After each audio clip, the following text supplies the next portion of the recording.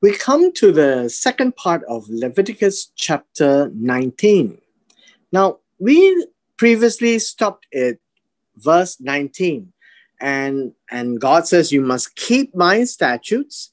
Make sure that do not let your livestock breed with another kind. Don't mix your livestock when they grow, then when they are gathered together. Don't sow your feed with mixed seeds, then you will not be able to harvest it. Don't have garment of mixed linen and wool, that is mixed thread. Not only is it for practical use, but it's also a definition and a description of what holy actually means. To be separated, to be clean separated, that you can actually tell one from another. That's what essentially God is trying to tell. And so it is to reflect the character of God. Now we look at verse 20, and in verse 20, it says, whoever. Now, in this, whoever means any man. And here it says, lies carnally. And this word lies carnally means to lie down. To lie down and with the intention of sex, okay? So I think we can say to have sex. With a woman, and this would be the female gender, and Isha. And then it says, who is betrothed to a man as a concubine. Now, that's not exactly how it's expressed in the Hebrew. Basically, it says that this woman is actually a maid servant having to spend her autumn or winter. So basically, when it says betrothed, it is to spend autumn or winter, depending on the way we look at the timing. But this is actually to be committed to this man for the rest of her life. That's what it means. And the word concubine is not in the original, right? This one is really telling us that this woman is a maid servant. The woman is a maid servant in such a way that she is bonded to the owner. And this marriage, or so-called marriage or betrothal, is to agree with the man that she will spend the rest of her life with him. And it talks about this type of a woman. Okay, so let's spend a minute here. This would refer to people like Hagar, the maidservant of Sarah. And she is to serve Sarah, and she was made to betrothed to Abraham, and they had a son, right? Ishmael. You find in the story of Leah and Rachel, right? You've got Bilhah and Zilpah, who are handmaidens of these daughters of Laban. And they too were given to spend their autumn years with this man, Jacob, and they had children, right? They had children. Now, this maid servant is defined as somebody who has not at all been redeemed, means she is under the ownership of this man, nor given her freedom, that this man has not told her to go away. And that is possible as well. And so Abraham told Hagar to leave. And so if any male have sex with this particular woman who has been committed to spend her final years with to the owner, right? Then there will be scourging. In this case, it's called punishment. What is so special about punishment? Because this is not considered the sin of adultery. If it's adultery, they will be stoned to death, right? They shall not be put to death because she was not free. She was not a free woman. She is a bondwoman. And so there is a slight different treatment in this case. So adultery, stoned to death, is a man with a married free woman. That would be put to death, right? And so in this case, when the man realizes that he has done wrong, he needs to come to atone. So he shall bring his trespass. His trespass will be guilt offering. He has guilt and he needs to come clean before God. And so this is the ritual. Come to the door of the tabernacle of meeting and bring an ayil. This is a big, sturdy, huge animal that I think you would say commensurate with the kind of guilt he has incurred as a trespass offering. The priest shall make atonement, and this will be kafar.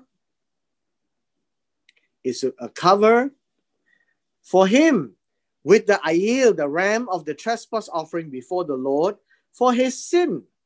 Sin is khatat, to miss, which he has committed. Notice it is something that he had done, right? It's not in the heart, it's not in the thought. And this miss which he has done shall be forgiven him. Now, this is important. The word forgiven is pardon. Pardon means no longer counted anymore. It's as if nothing happened. Okay, that is how just God is. But you need to atone in this case because you have done wrong. In verse 23, God says, when you come into the land, when you actually enter into the promised land, notice they will inherit the land. And when they enter into the promised land, there will already, the people there have already planted all kinds of trees for food. And all these trees that they have planted for food, you can't touch. So you shall count their fruit as uncircumcised. Means that they still have the foreskin, right?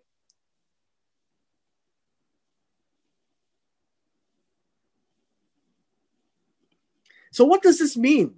You shall count the fruit as foreskin, that it is uncircumcised. It is not part of that reliance in God.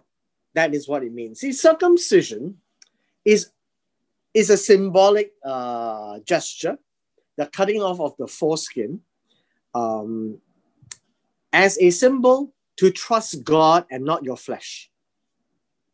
And this is to trust God in what he says as a covenant given to Abraham, that God will make it come to pass. When it is stated here in verse 23 that it is uncircumcised or it still has foreskin, so their fruit is obtained from reliance, not from God, but from other things. That is what it means. And so God tells them, when you come in, don't touch this fruit. 3 years, you don't touch it because it is considered uncircumcised. God doesn't want it and you can't eat it. It shall not be eaten. That is that strict. But in the 4th year, all of its fruit shall be holy. What is holy? This will be separated. Separated to the Lord, as a praise to the Lord, as a rejoicing. Remember, first fruits belong to the Lord. That's what God would say. Okay?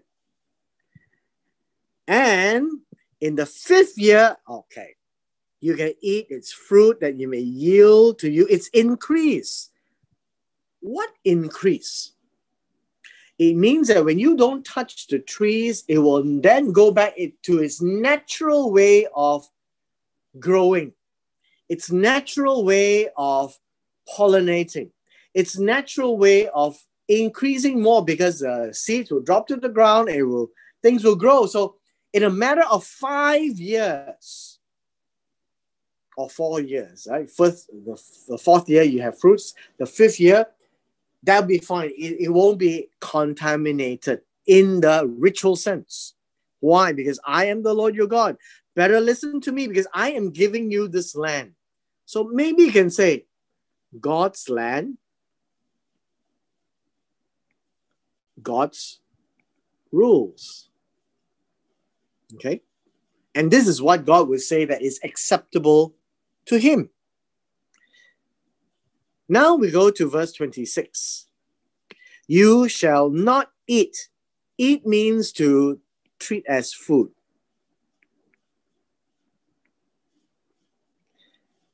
You shall not treat as food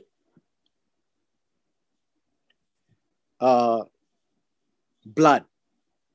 So don't put blood into your food. Don't put blood in your cooking. Don't eat blood like food. Right? So remove the blood from your food.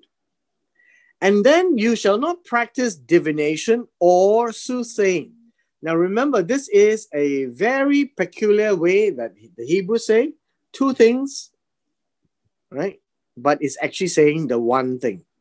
It's similar ideas. What is divination?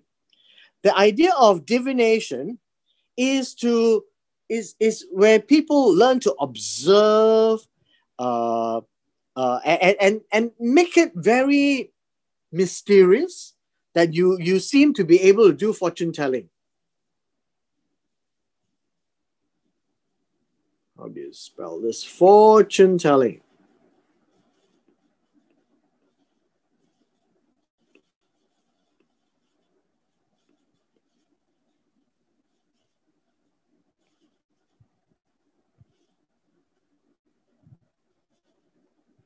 That would be a form of divination, by being able to look at by experience, and then you look at the person and how you can predict and say things about the person's future. Soothsaying is about the same thing. Soothsaying is actually to tell you things that has not appeared, as if it's covered, right? It's like looking into a crystal ball, telling your future where it's not there, it's clouded. And that is what God says you should not. Why? Because when they look at the Canaanites practicing that, and they practice divination and soothsaying, what does it say about the Israelites? It says that they don't need to trust God, they just trust people. People who appears to have some supernatural powers of being able to tell you your future. Look at your palm, look at your eyes, look at the tea leaves, look at your aura, look at your whatever, right? And this is important for us to realize that the future is in God's hands. What is important is to live before God day by day. What's happening in the future? Look at God's word. He gives us the prophecy. That's what God is telling to them. Don't you ever dare do that. Now, verse 27 says, you don't shave around the sides of your head, nor shall you disfigure the edges of your beard. It's talking about hair now, right? Shave means to cut to the scalp. The sides of your head means that the Israelites have a peculiar way of hairstyle, of the hair on the face as the head. They have a beard. They have a long beard. They grow their beard and they grow their hair. And the sides of the head would be long. They have locks coming down. And so they are easily identifiable. So you talk about holiness, separation, special. That would be an immediate identification. So God says, don't cut that off. That is your identification, including your beard. And today you see that all over Jerusalem, and particularly for the religious Jews, right? Then you shall not make any cuttings in your flesh. Now, cuttings means to make an incision,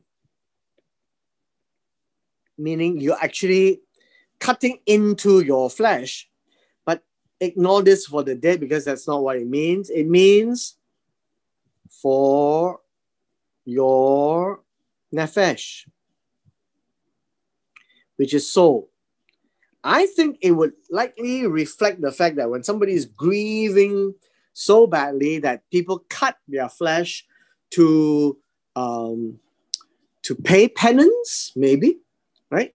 To think that they have done wrong to this person, or to take the pain away, things of that nature. And so God says, don't cut anything. Your flesh is your flesh, and it is to be holy.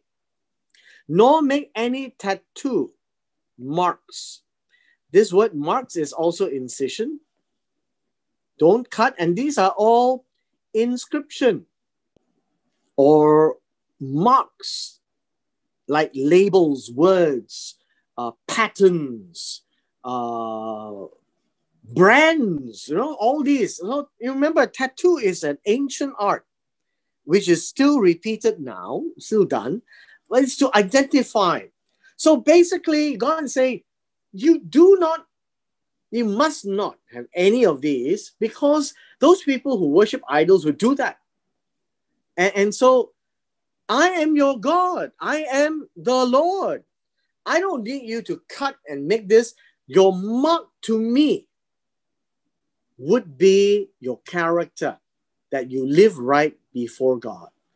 Your character is the one that defines to the world that you are holy, that you are special. I am the Lord. I don't need all these physical impairments. That is what God says. You just follow what I say. Trust me. What I say, follow. Now, in the next few verses, it's important for us to realize how God tells the Israelites, says, don't prostitute your daughter. Actually, this word doesn't appear. It means do not defile your daughter. Don't make her unclean. By what? By causing her to be a harlot, to have sex with others. Right? That's what it means to be a harlot. It says, don't you do that. Why? It's your daughter. You must protect your daughter. If you do that, then everyone will fall into harlotry, because all this will grow, and the land will be full of wickedness, loose conduct. It will be lewd. It will be vile, right? And God says, this is a promised land I give to you. I am a holy God.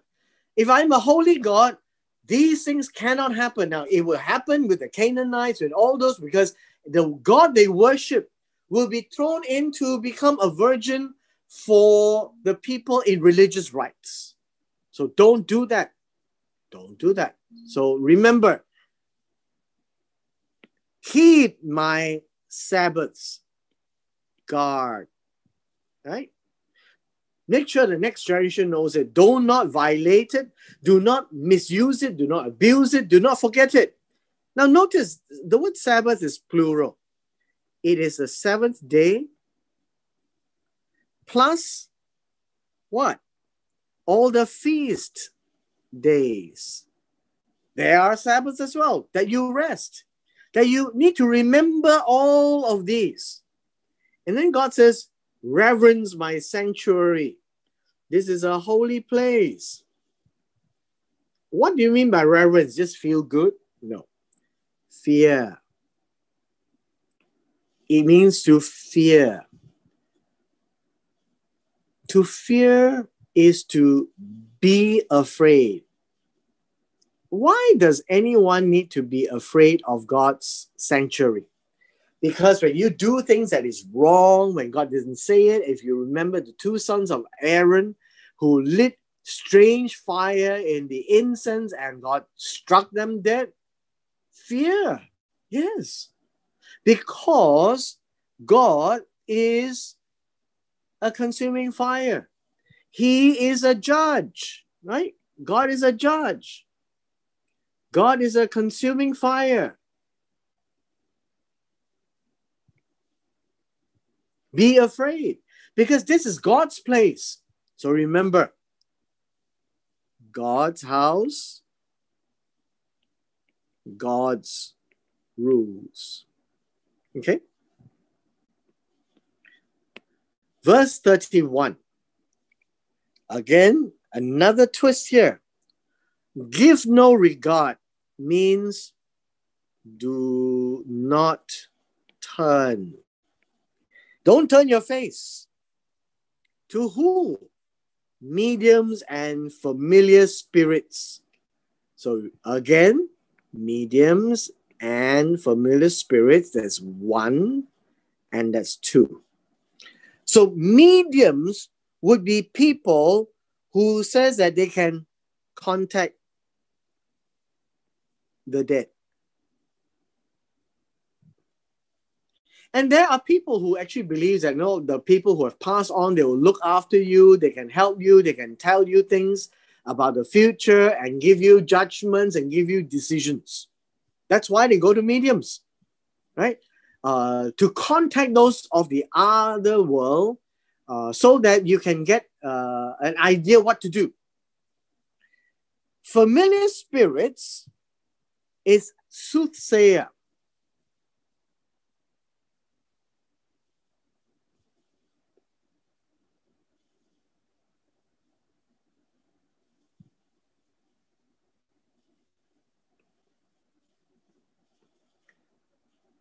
Soothsayer. What is a soothsayer? Someone who can tell the future through people that through the spirits that you know, through by saying that I know somebody from the past who has told me things about you into the future. So these are all taboo, right? So God says this.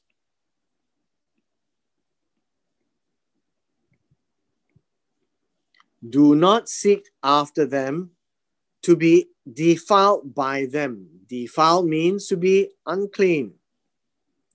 If you go to these people, you're unclean before me and you need to seek atonement. But why? Well, same as before. When people turn to mediums and familiar spirits about the same thing, about contacting some spirits of the afterworld of some sort, and that doesn't need to be real. It means that you are dependent on anything that is not Jehovah God. And God says, I am the Lord your God. You should seek after me, not after mediums and familiar spirits. With me, you're clean because I'm going to tell you what's going to happen into the future. But if you go and seek after this and you don't walk with me, you have a problem. Verse 32, you shall arise. And that's what it means, right? Arise. In front of the gray-headed. The gray-headed means the elderly, right? The elderly, the aged. That would be a way to look at it. And honor. The word honor here is to show partiality. I think is a good word. Show partiality. Treat special. Right? Treat special. Who do you treat special? The presence of an old man. What is an old man? A man who has already aged, right? And elderly. aged. And so God says, hey, you shall wake up and treat them well. Serve them. When you have the presence of an old man among you, treat them special. That's what it means. And fear your God. See, when you treat them special, it means that you fear God, because God says to do that and you are afraid of God. So notice this word is afraid of God. So you would do what God says, to rise before the gray-headed and honor the presence of an elderly. I am the Lord. Listen to him. Because if you don't fear God, then you don't care about what God says. If you fear God, you know that he's a judge and he's a consuming fire. God's house, God's rules.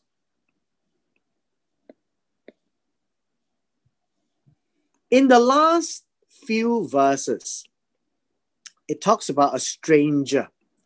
The stranger is a ger. A stranger is one who is not an Israelite, but he lives with them in the land. When they come and stay with you and they are not leaving, they join you, you shall not mistreat. You shall not oppress. Also, it's the same word, right? You shall not treat them wrongly. Then God continues to say, the stranger who dwells among you shall be to you as one born among you. And the word here is as a native. Is one like you who is born in the land. That's what it means. So this stranger must be treated as one like you. And the next phrase is what most of us do not read. You shall love him as yourself. We only read about love your neighbor as yourself earlier on in this chapter, but it says you shall love him as yourself because he is treated like a native. And so God wants us to show that this is the kind of God, the God of Israel, that will take care of the poor, the needy, including the stranger who lives with them, to show them that God is merciful and gracious in that sense, right? So you shall love him means you give to him as you would give yourself. So the word love is ahav. For you were strangers in the land of Egypt. Remember, you have spent so many hundred of years in Egypt, not your land. And remember how you have been mistreated. So do not mistreat these strangers now. They are in your shoes. But in this case, learn this. I am the Lord your God. I am a fair God. I am a just God. I will treat the strangers fairly too. If they honor me as the God, the living God of Abraham, Isaac, and Jacob, that's fine. They are not Israelites, so they don't have to live and do exactly as you do, but they do need to be treated well. The last section would be this. Do no injustice. In fact, things that is unright. I don't know what you can say, unrighteous, right? Unright. That is not right in judgment. That this is not God's way, right? Right before God. You cannot do things that is not right in your judgment in a measure of length, weight, or volume. So there are 4 things. Weight would be dry, volume would be liquid, length would be to measure, and judgment is to make a decision. All of this must be done right. And how does God define right? Means this: you must have honest scales. Just scales. Scales would be to measure weights. Right? Honest weights. To make sure that 1 kilo is 1 kilo. Right? And honest ipah. And ipah or ifah, right, is for dried things. An honest hin, a just hin, is for liquids. So it doesn't matter what you do. There is no such thing of saying, I sell you a kilo, but actually it's 0.9. I am the Lord your God who brought you out of the land of Egypt. I say what I do what I say, right? I do what I say. So that's who God is. And so when you say something and you do it, that is right and honest. When you say you are going to go somewhere at a certain date, that's honest, right? You do it.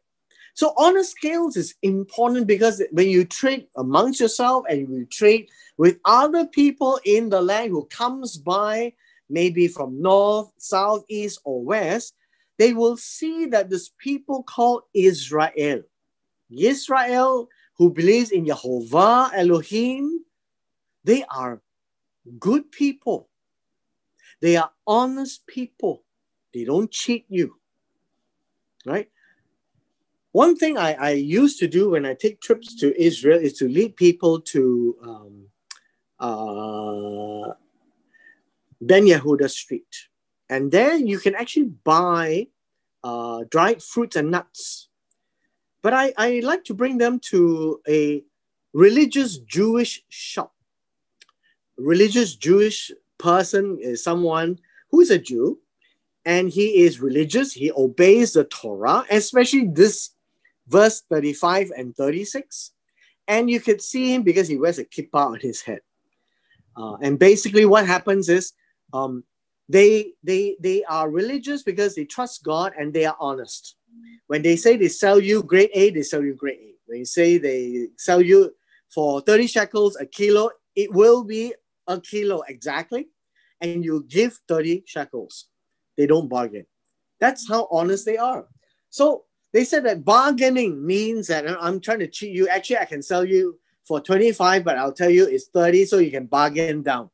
And that in itself is not honest, from a Jewish viewpoint. So a Jewish seller would be just like that. He tells you this, it is this. And this is honesty. It reflects the God they believe in. That is how they mean by knowing God. The final verse is 37. Therefore you shall keep all my statutes, all my judgments, everything that God has said here.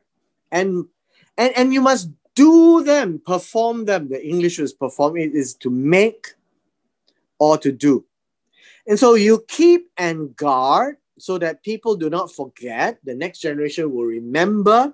But at the same time, you still have to do these because it reflects God. I am the Lord. If you are my people, I am the Lord. And so what you do reflects, I am the Lord. I am the Lord who is fair, who is just, who is honest, who is upright, who will provide, who is holy, all these things is there. And so when you read Leviticus chapter 19, it is not about the do's and don'ts, really. It's about who God is. And if you see all these words, I am the Lord, I'm the Lord your God, I am the Lord, and throughout the whole chapter, it is not to tell you these are 300 things you need to do.